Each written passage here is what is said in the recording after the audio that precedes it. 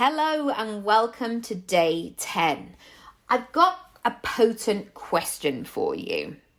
What is your preferred way of delivering your services or your offerings?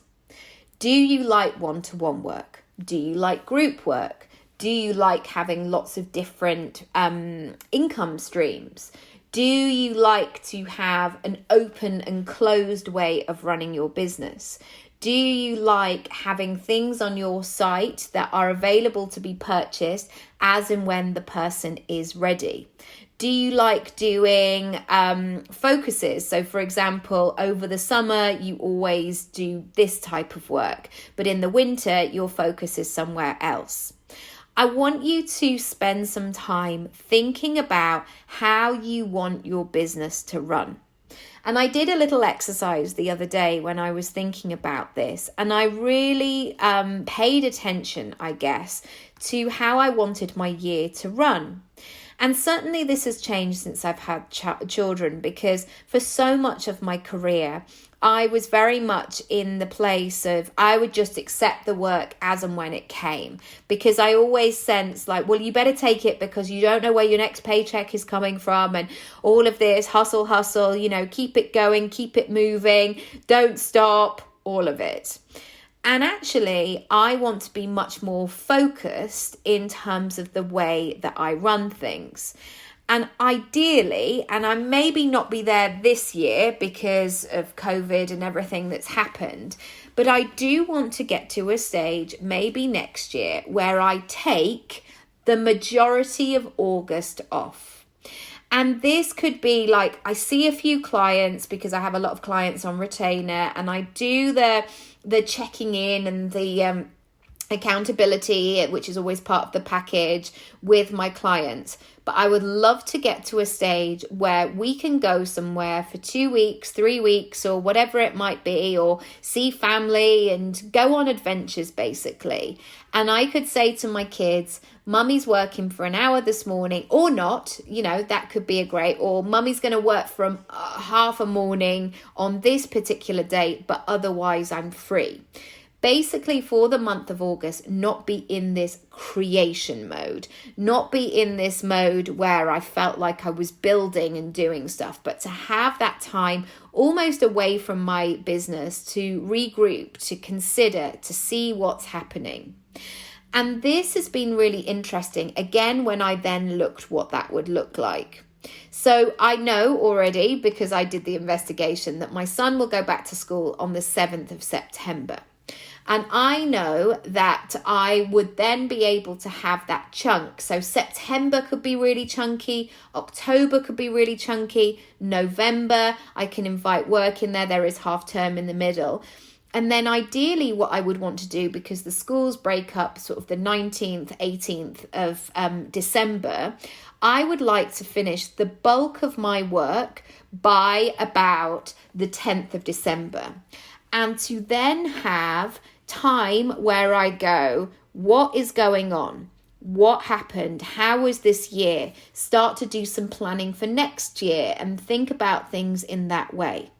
And the reason being, sometimes what I do is by the time I get to the 19th of December, sometimes I feel like I'm knee skidding into that time of like, phew, gosh, I made it. Oh my goodness, I'm so exhausted. And then because I haven't done my planning, I am working between Christmas and New Year. And actually, I love that time between Christmas and New Year. That might be a time where we see family, or we just have downtime. I remember last year I closed my laptop and I didn't open it for 2 weeks. And it was glorious. It was so good, because by the time I got back into the zone in January, I felt ready to go. So knowing how you want your life to be, and I guess this is a bit of the planning section that I spoke about in the first 7 days, knowing how you want your planning to be and what you want your business to do in terms of your life, it's really helpful in terms of my packaging. So knowing that I have these focuses, knowing that I want to do all of these things is going to give me information. And this is going to be really key for you when you're thinking about how you want to deliver. So I really have enjoyed working one-to-one. I love working one-to-one. I love somebody starting and embarking on a journey with me for 3 or 6 months and going, okay, Nikki, let's do this. This is what I want to do. This is what I'm excited about. This is what I'm a bit scared about. And but I'm just open to the process. That really excites me. One of the things that I don't want to do is to feel that I have to be a certain place every single week. So I know so many people have built their businesses by saying, right, I am going to be here for the, Marie Forleo, for example, does Q&A Tuesday. Now, I know that she batches that, so that's slightly different. But there are some people, some yoga teachers, for example, and they've been teaching the same class. There's a woman actually at Pineapple Dance Studio, and she's been teaching the same class on a Sunday morning. And maybe for her, it's like her church, like, yes, okay, I'm doing this every Sunday morning, and I know that I'm doing that. But to me feels restrictive. And also I know that different stuff comes in, if I have last minute speaking things, or if I have an acting job and I can't necessarily know what time it's going to be. That for me, I don't want to chop and change things. I'm much better when I can dictate my own schedule, that I can really deliver on it and then share it and batch it as and when. That is much more convenient, I guess, in terms of the way that I want to run my business. So I want you to pay attention to what stresses you out, and also think about, what do you really love doing? Because let's face it, technology will let you do all of the things. You could have a group program, you could have this, you could have one-on-one offers, you could have a membership, you could do all of the things. I mean, it makes me feel a bit stressed just thinking about that. But do you know what? It's really exciting when you almost close down, like you're playing a game of Guess Who. You close down. Have they got glasses? No. Are they a woman? No. Do they have a bald head? Yes. Like, you can have that moment where you close things down and really tune in and go, what is it? What is it that I want? What is it that I'm excited about? And don't feel that pressure, I guess, to go, well, this is what I'm going to be doing for the rest of my life, because rest of life decisions, oh my goodness, they're so stressful, because automatically you think, well, what if I make the wrong one? What if I make the wrong decision?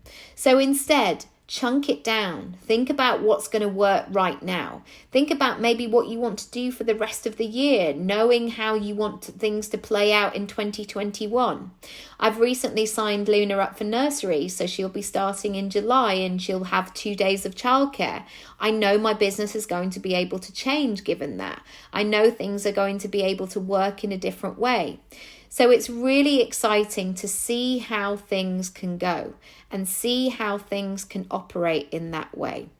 So I hope today has been really useful for you. Thank you so much for being with me. As always, I'm sending lots of love, and I'm really excited to see what you do. And I guess also not to eliminate what is working too. That is really important. Pay attention to the stuff that you're drawn to. Pay attention to the stuff that excites you. It's trying to tell you something. Have a lovely day. Sending lots of love. All the details are in the description as always, and I will see you tomorrow. Bye.